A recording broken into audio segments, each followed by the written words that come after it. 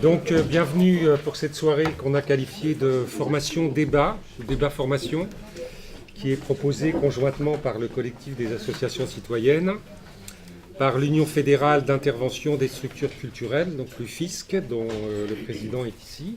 On salue. Bonjour. Bonjour, Monsieur le Président. Il y a tout le... Bon. Et puis OPAD, qui est le Centre de ressources culture pour les dispositifs locaux d'accompagnement, avec Luc Delarmina qui est ici. C'est pas que ça, mais bon. C'est pas que ça, mais moi j'ai noté que ça, parce que sinon... Comment... Voilà, tu te représenteras. C'est pas grave. Donc cette session fait suite à celle qui s'est déroulée à la fin de l'année, je crois que c'était en octobre si je ne me trompe pas, sur la circulaire Valls, dont peut-être un certain nombre d'entre vous, à laquelle un certain nombre d'entre vous ont assisté peut-être.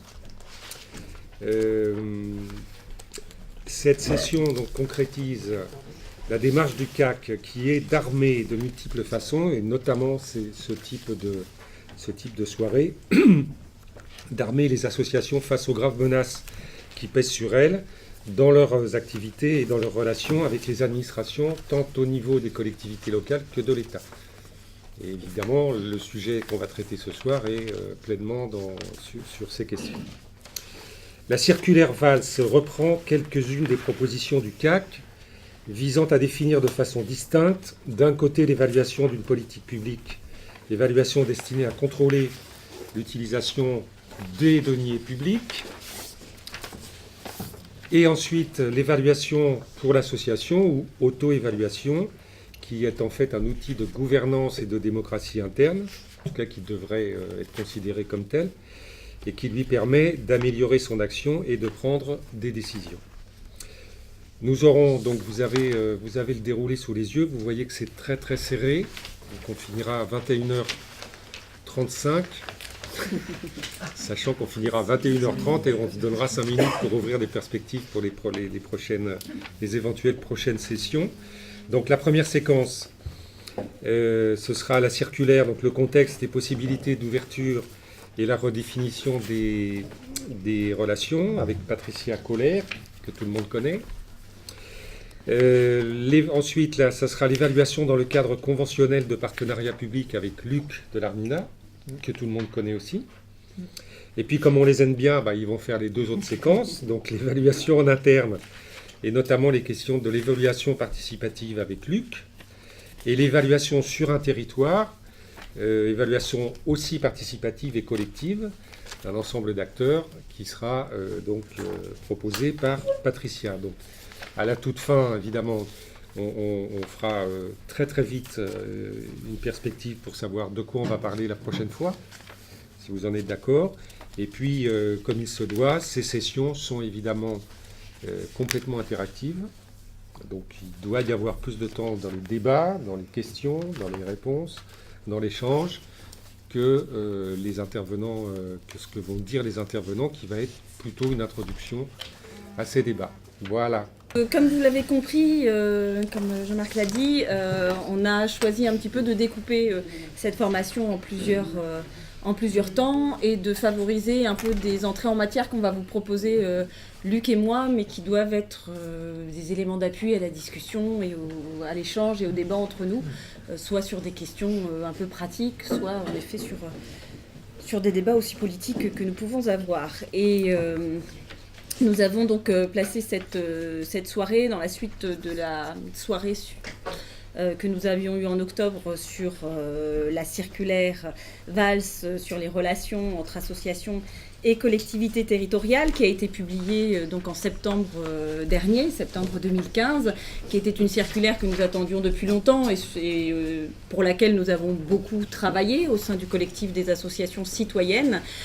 Circulaire qui, et ça va être tout l'objet de notre soirée ce soir, reprend une logique de relation partenariale entre les associations et les collectivités publiques dans une reconnaissance de la contribution à l'action publique et au commun des associations. Et pour resituer un petit peu le contexte dans lequel on est et dans lequel aussi s'implique justement le collectif des associations citoyennes et se mobilise le collectif. C'est un contexte extrêmement difficile aujourd'hui pour les associations. Et c'est aussi pour cela qu'il nous semble important de pouvoir travailler sur un certain nombre de points d'appui et de voir comment ça va nous permettre d'avancer dans cette relation avec les collectivités publiques et dans la reconnaissance des associations. Mais c'est vrai que, comme on le pointe régulièrement, on est aujourd'hui dans un contexte de transformation profonde, à la fois transformation territoriale, des recompositions territoriales, des différentes réformes de décentralisation sur lesquelles on est, de mouvements des exécutifs, mais également de désengagement politique que l'on voit s'inscrire de plus en plus au niveau des territoires, qui d'ailleurs fait l'objet aussi d'un travail du collectif sur une carte aux crises, telle qu'on l'a appelée, et également une identification des situations sur les différentes natures de collectivités territoriales.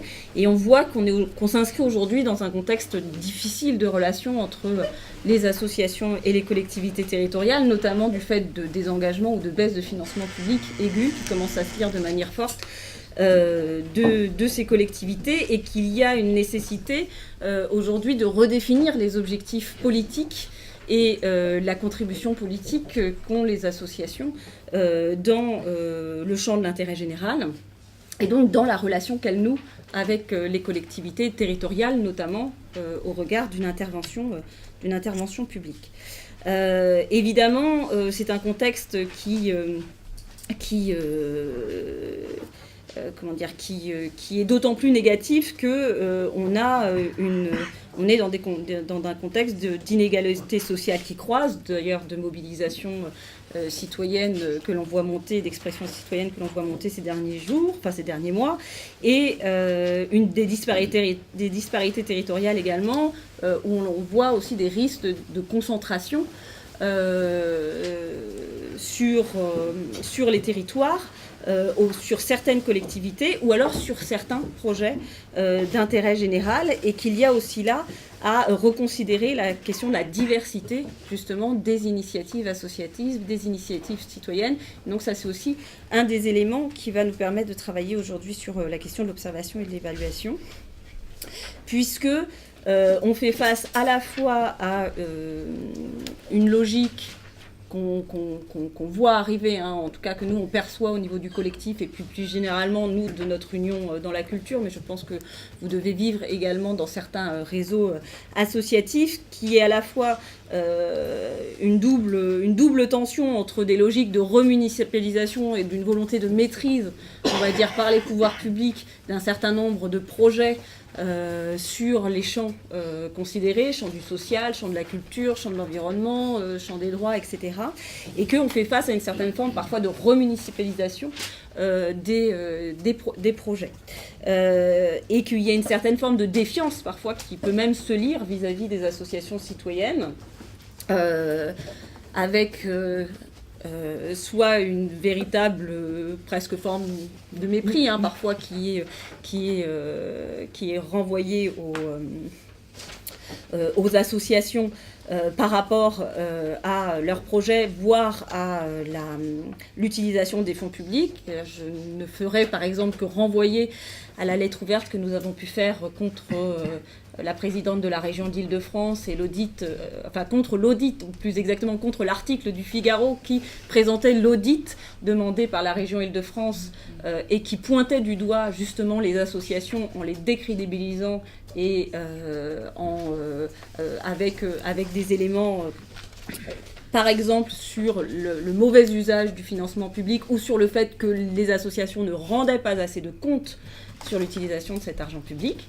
Donc voilà, je pense qu'on est un petit peu au cœur du sujet aussi sur cette question de l'évaluation partagée, par exemple. Donc on voit bien qu'aujourd'hui, il y a aussi ces formes de critiques assez fortes qui peuvent se poser sur le monde associatif. Et par ailleurs, on fait également face, dans ce contexte-là, à une forme d'économisation très forte avec une prégnance importante, voire largement dominante du principe de marché concurrentiel aujourd'hui, qui porte également une offensive sur le champ associatif, avec des logiques de financiarisation du social, avec une logique de marchandisation des différentes activités qui sont proposées, et quelque part avec une injonction justement à l'évaluation d'une forme d'impact social, d'une forme de retour sur investissement qui se lie très souvent dans une logique quantitative, qui se lie très souvent dans une logique d'offre de services qui reprend plutôt des principes ou des logiques de marché que véritablement, peut-être, si on le travaille ainsi, et ça fera partie du débat, peuvent s'inscrire plutôt sur la question de la contribution citoyenne, de la progression des personnes, de la défense des droits, etc. Et on voit bien qu'on fait face dans ce cadre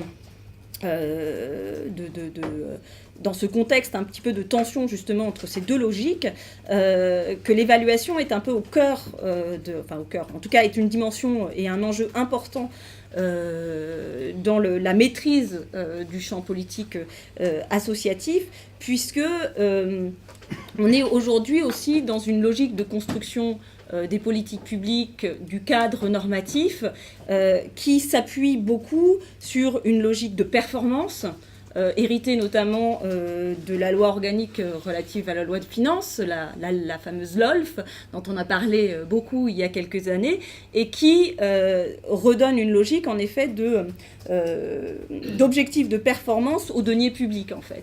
Et ceci allié à toutes les formes de New Public Management, qui en effet est dans une forme un peu d'isomorphisme de la gestion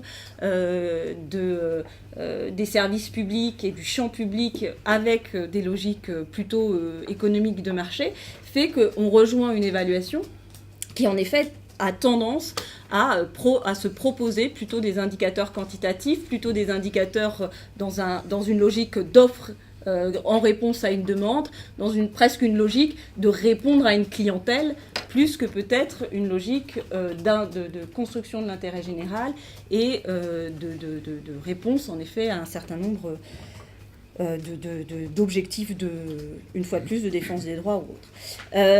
Et ce qui nous semble aujourd'hui important, c'est que, pour en revenir à l'objet de ce soir, et notamment à ce nouveau cadre apporté par la circulaire du Premier ministre sur les relations entre associations et collectivités publiques, donc de septembre 2015, c'est qu'elle nous apporte plusieurs points d'appui, et notamment un point d'appui sur l'évaluation, puisque la logique globale de cette circulaire est plutôt de revenir sur la circulaire Fillon qui, elle, renvoyait les associations à des logiques de prestation. L'association était considérée comme une entreprise, quelque part, même une entreprise concurrentielle, prestataire pour la commande publique. On voit qu'aujourd'hui, avec cette nouvelle circulaire, on revient sur cette logique, sur cette entrée, pour favoriser plutôt une reconnaissance de l'association et de la... Alors là, je peux presque lire le texte du Premier ministre dans la circulaire, c'est-à-dire qu'on dit bien que les associations occupent une place essentielle dans la vie collective de la nation et le fonctionnement de notre modèle de société. Et il est véritablement demandé à travers cette circulaire qui règle les questions de contractualisation, mais qui fait aussi, je dirais, le point sur un certain nombre d'engagements du gouvernement par rapport au champ associatif, il est bien demandé de favoriser la relation partenariale avec l'association et, je dirais, le respect de l'initiative associative et de concertation avec les acteurs. Donc on voit bien que là, on change de logique, on a par rapport à la circulaire Fillon qu'à l'époque, avec le cas qu'on avait dénoncé, et que ça nous offre également, dans la perspective et dans le contexte dans lequel on est, qui est un contexte très difficile, hein, je pense qu'on reviendra dans nos échanges là-dessus, mais ça nous offre un point d'appui pour réfléchir justement à cette relation de partenariat avec les collectivités publiques, partenariat qui, dans la circulaire, pour redonner quelques éléments avant qu'on revienne véritablement à l'évaluation, redit dans la circulaire que, d'une part, il faut respecter la diversité associative. Donc, on revient véritablement sur cette notion d'isomorphisme, c'est-à-dire de considérer que toutes les associations seraient nécessairement des entreprises sur un marché concurrentiel et sont jugées comme des opérateurs comme les autres. Là, on revient là-dessus puisqu'il est clairement notifié dans l'annexe 1 de la circulaire qui précise les logiques les modalités de contractualisation entre les associations et les collectivités. Il est bien précisé que quelques milliers d'associations sont concernées par les règles européennes qui encadrent les règles de la concurrence. Donc déjà, il y a un premier pas de franchi. Le deuxième pas de franchi, c'est qu'on va considérer dans cette articulation entre le droit européen et le droit national qui nous est offert dans le cadre de cette circulaire, c'est que, comme vous le savez, l'intervention publique au niveau européen est interdite par principe comme pouvant fausser le principe de concurrence, justement, libre et non faussée, qui régule le marché unique à un niveau européen. Et donc, à travers ça, les aides d'État sont par principe interdites, pour ne pas gêner ce principe de régulation concurrentielle. Évidemment, un certain nombre de dérogations permettent tout de même de faire des interventions publiques, mais déjà, quand même, le premier point est de se dire que peut-être on devrait considérer que l'intervention publique qui est définie dans nos démocraties comme une politique d'intérêt général devrait être prise en considération comme une régulation positive. Ça, c'est un premier point. Le deuxième point, c'est qu'au fur et à mesure, on met des coins dans la considération de la concurrence libre et non faussée. Et notamment, le coin là, qui a été mis avec la circulaire, c'est de favoriser la reconnaissance des services non économiques et d'intérêt général qui peuvent être portés par les associations. Quand on dit non économique, c'est pas que ces activités ne reposent pas sur une économie. Évidemment, toute activité humaine repose sur une économie de réciprocité, plus ou moins monétaire, un peu marchande, de redistribution. Évidemment, il y a toujours une organisation économique derrière toutes les activités. Par contre, dire non économique, c'est dire non concurrentiel. En fait. Donc, elle considère qu'il y a un certain nombre d'activités portées par les associations qui à travers un certain nombre de critères, peuvent être interprétées, peuvent être prises en compte comme des activités non concurrentielles. Et là aussi, il y a un apport non négligeable pour les associations, dans leur contribution citoyenne, de pouvoir se définir positivement, justement, dans une affirmation d'une autre économie, une économie de la coopération, une économie de la contribution, une économie solidaire, etc. Et donc là aussi, on va voir qu'il y aura peut-être aussi à travailler dans nos logiques d'observation et d'évaluation aussi sur qu'est-ce qu'on dit de nos activités.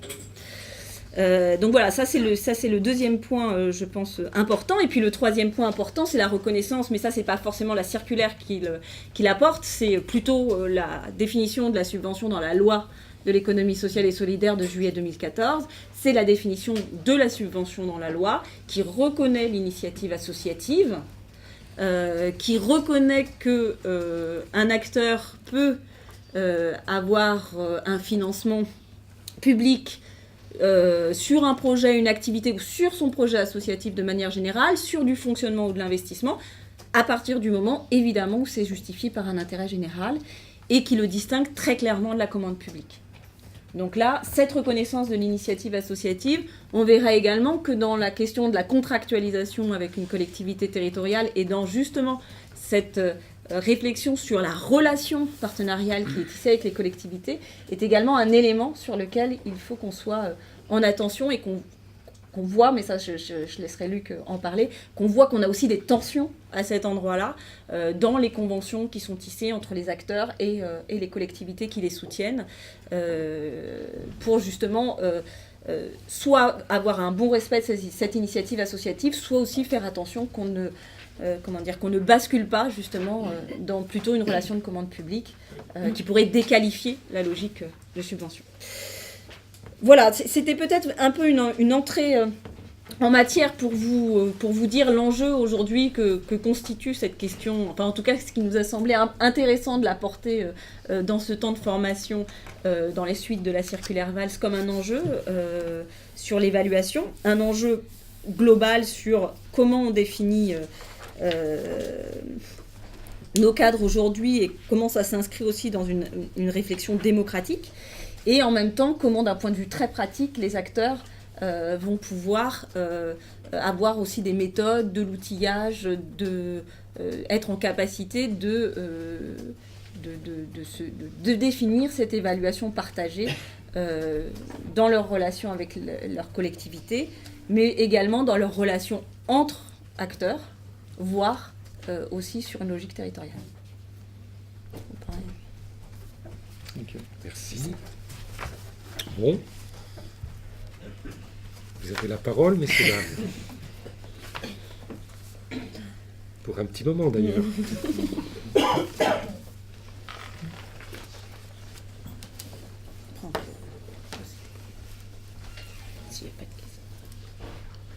Il ne peut pas ne pas y avoir de questions sur ce sujet, quand même. Si moi j'ai une question qui est peut-être un peu bête, mais je ne maîtrise pas encore très bien la circulaire Valls. Je voulais juste savoir à quel point ça peut être à caractère obligatoire, enfin à quel point les collectivités, à quel point ça peut être un argument pour nous pour se défendre cette circulaire.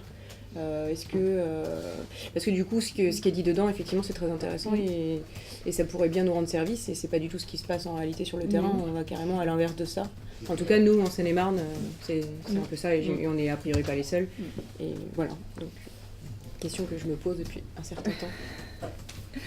En effet, après c'est pas forcément une question-réponse avec nous, je pense, c'est vraiment dans un échange, mais c'est aussi pour ça que je pointais en effet le contexte politique dans lequel on est au début, et de dire que toute cette prégnance à la fois de désengagement politique et de prégnance aussi du marché concurrentiel aujourd'hui fait qu'on a des associations qui se retrouvent dans des difficultés extrêmement fortes, à la fois d'un point de vue très conjoncturel, mais même sur leur engagement structurel, même sur leurs fondamentaux, en définitive, d'action.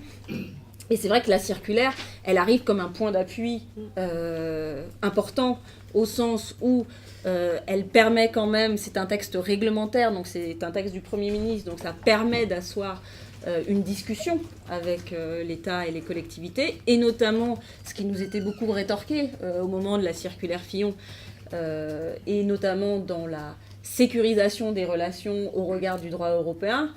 On avait beaucoup de collectivités qui nous disaient il faut faire du marché public, il faut faire de l'appel d'offres, parce que sinon on va être dehors des clous du droit européen, on doit respecter ce principe concurrentiel. Voilà, on a un certain nombre. Et donc là, le propos, c'est d'avoir construit quand même, entre la définition de la subvention et cette circulaire, un cadre qui sécurise cette relation-là. Et dans la discussion qu'on a avec les collectivités, la question de l'angoisse d'être sur une relation partenariale, justement de respect de l'initiative, etc., ne peut plus être.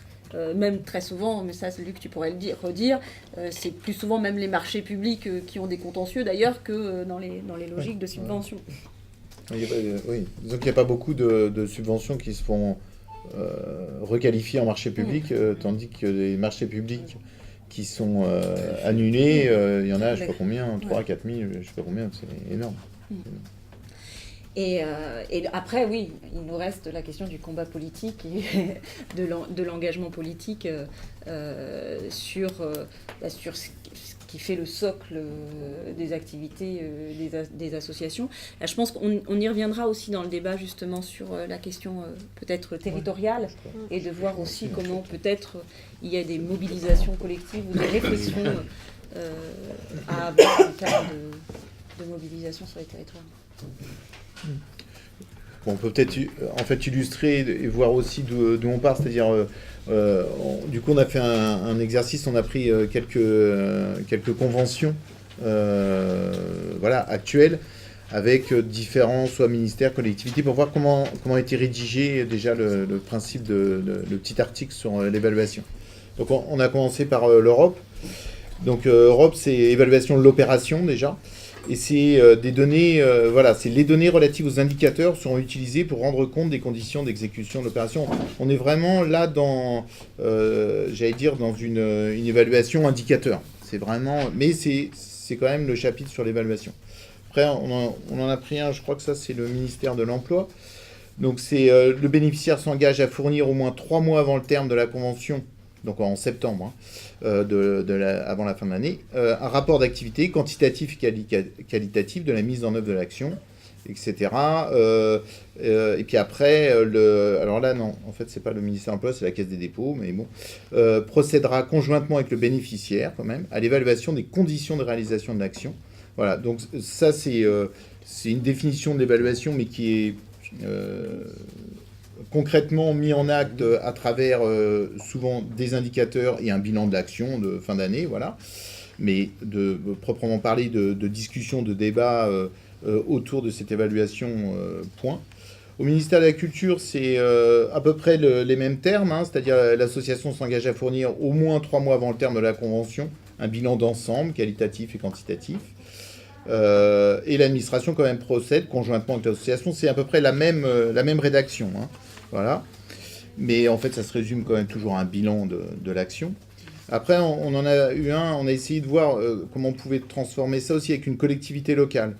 C'est-à-dire essayer de voir comment on pouvait construire avec une collectivité locale si cette évaluation j'allais dire qualitative ou essayer de définir des critères en amont de l'action et de voir comment cela pouvait se décliner. Donc ça c'est plus ou moins bien fait dans la convention au niveau rédactionnel, mais après une fois qu'on arrive au bilan et à l'évaluation dans le document administratif qu'est le CERFA, on arrive tout de suite uniquement sur des indicateurs. Et c'est vrai que dans la circulaire, le texte sur l'évaluation, c'est clairement indiqué qu'on est là dans une évaluation où c'est déjà souvent les bénéficiaires qui travaillent sur des indicateurs qualitatifs plus que quantitatifs. Et on est vraiment dans une discussion qui est avant l'action et après l'action. Disons, on va mesurer l'action. Mais on insiste aussi beaucoup dans la circulaire sur l'évaluation qui sert aussi en interne. C'est-à-dire, bon, ça sera notre sujet d'après, quels sont les outils. Et c'est cette évaluation en interne qui permettra aussi de qualifier l'action en direction des pouvoirs publics. Mais actuellement, on va avoir un modèle de convention qui est donné dans cette circulaire et qui, en fait, si on regarde bien, ce modèle, pour l'instant, au chapitre évaluation, il reprend texto ce qui existait, en fait, ce que je viens de vous lire précédemment. Donc ça veut dire que si on veut faire passer le texte de la circulaire, que ce soit ce chapitre-là sur l'évaluation ou sur d'autres, en tout cas sur l'évaluation, il va falloir que ce document en fait contractuel, il va falloir vraiment le retravailler, le proposer aux partenaires publics. Sans ça, ça restera vraiment lettre morte. Et pour l'instant, on s'aperçoit que c'est quand même difficile, pour répondre à votre question, en fait, à mettre en place, parce que tous les partenaires que je viens de vous citer, j'en ai discuté avec chacun d'eux, ils ne connaissaient absolument pas la circulaire et le texte sur l'évaluation. Donc là, il y a un gros travail pédagogique. Si on veut rentrer dans le document contractuel qui sera la convention, rentrer ce texte sur l'évaluation qui serait propre en fait à chacun. Mais c'est une culture qui, pour l'instant, à mon avis, on n'a pas beaucoup. Et on se contentait d'un bilan de fin d'année. Maintenant, on va passer, ou on est déjà passé pour un certain nombre d'entre nous, sur des indicateurs quantitatifs qui sont beaucoup plus lourds et beaucoup plus absurdes que ce qu'on voyait jusqu'à présent. Et donc là, je pense qu'il y a un moyen de retravailler ces conventions, mais ça, on pourra interroger différentes personnes autour de la table qui travaillent plutôt dans l'administration, qu'est-ce qu'ils en pensent en fait de ce travail-là. Mais c'est en tout cas intéressant sur le document contractuel vraiment de la convention, parce qu'en fait, on s'aperçoit que cette convention, finalement, ces conventions, plus personne ne les lit, quoi, en fait. Voilà. Plus personne ne les lit.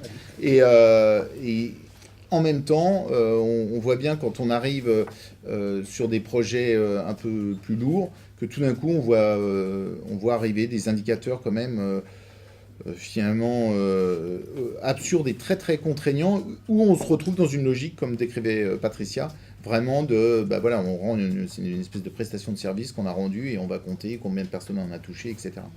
Donc là, oui, je pense qu'on est quand même au tout début j'allais dire, de la mobilisation autour de cette circulaire et surtout de la faire connaître. Mais peut-être que de la faire connaître, c'est aussi vraiment dans les prochaines conventions qu'on signera, c'est vraiment proposer une rédaction des conventions qu'on va nous fournir, de proposer une re-rédaction, on va dire, de ces conventions au regard de cette circulaire. Sans ça, à mon avis, ça ne bougera pas. Par rapport à ces indicateurs,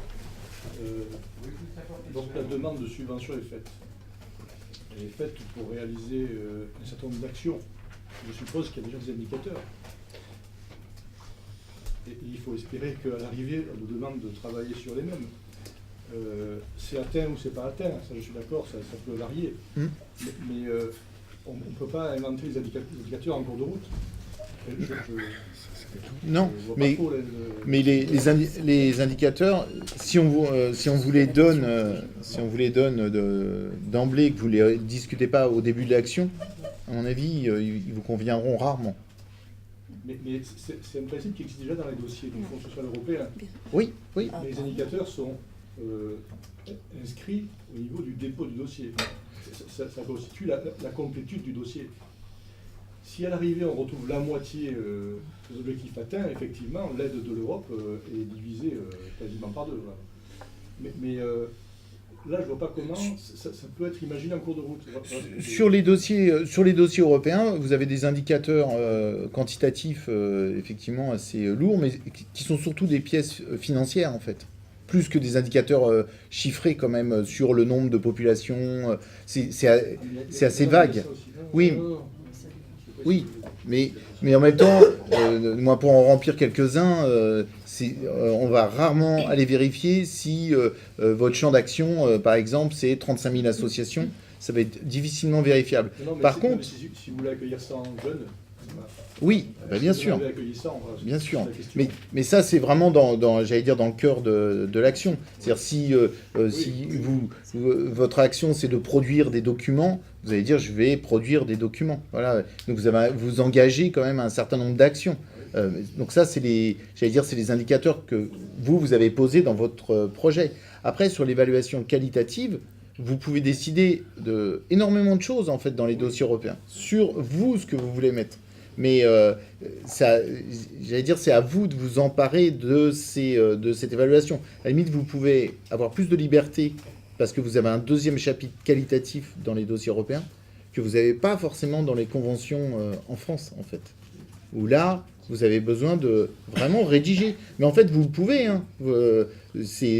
Avant la circulaire, à la limite, on pouvait proposer, et ça dépend de nos interlocuteurs dans l'administration, parce que c'est un document contractuel, donc il y a moyen de le retravailler.